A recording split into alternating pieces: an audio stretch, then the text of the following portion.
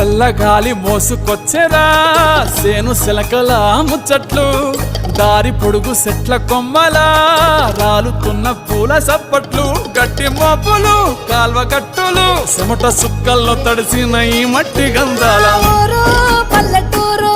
దీని తీరే అమ్మ తీరు రంగులోన దాసి పెట్టి కొడుకుకిచ్చే ప్రేమ వేరు ఊరు పల్లెటూరు దీని తీరే కన్న కూతురు కళ్ళ ముందే ఎదుగుతున్న సంబరాల